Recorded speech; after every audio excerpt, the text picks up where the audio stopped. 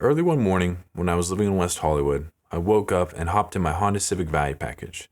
For those who don't know, Honda used to make a Civic that was so basic, they called it the value package, and I owned it. It was an inch away from being a 90s Honda. Manual windows, manual transmission. It had more plastic in it than Calabasas. But it was my car, and I loved it. That morning, when I started it up, I pulled out of the driveway, drove up the street, and collided straight into the back of a Mini Cooper.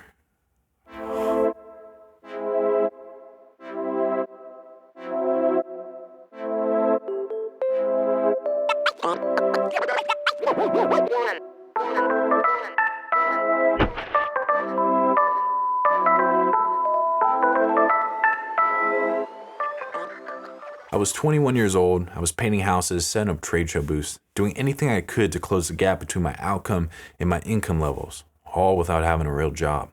At this time of my life, my monthly nut was roughly $1,200. Meanwhile, my monthly income averaged around the $600 range.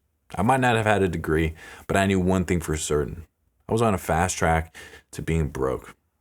When I dropped out of college, I had one goal. That goal was to get into the International Cinematographers Guild.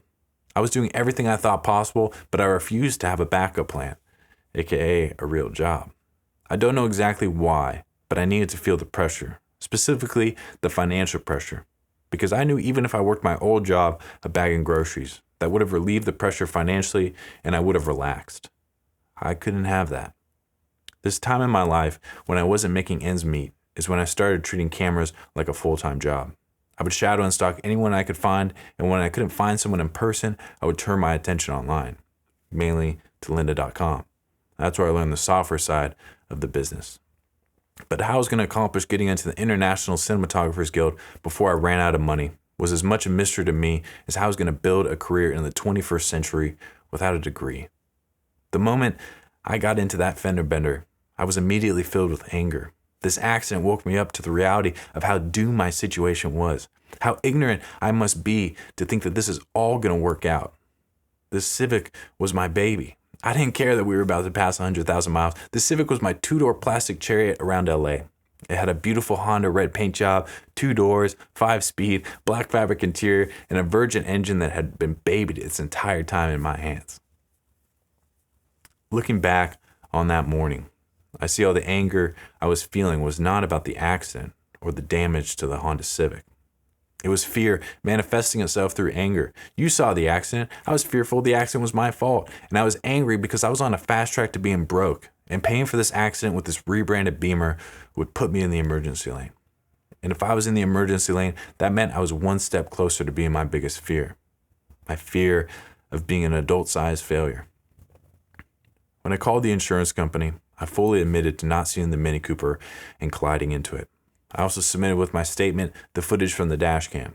I didn't think it would help, but what else did I have to lose? A week later, I received a call from my insurance company, and I learned that according to California Vehicle Code 21804, Section A, that I had the right of way, and the evidence provided by my dash cam showed the other driver's reverse lights on at point of impact. Thus, they were not established in the lane. Thus, it was my lane, and thus, I was not at fault for this accident. This was the greatest news I needed to hear. It looked like I was going to scrape by another day. Now, the cherry on top of this whole anger-filled, emotionally misdirected experience with the value package was that when both insurance companies ruled me not at fault, I qualified for a free rental car while the value package was in the shop. I remember walking into the Enterprise on Ventura Boulevard, determined to walk out with a Prius that I could use for a road trip while I was unemployed. I always had a love for them Prii. I asked if they had any Priuses, Prii, that I could rent. And even though this was LA, they didn't. They actually only had one car. And that was a blue Mini Cooper Clubman. Oh, the irony. When I was signing the papers, the Enterprise gentleman was nice enough to drop a gem while I was busy declining my optional insurance coverage as fast as I could. What he shared with me was that all Enterprise rental cars have unlimited mileage. Those were the words I needed to hear.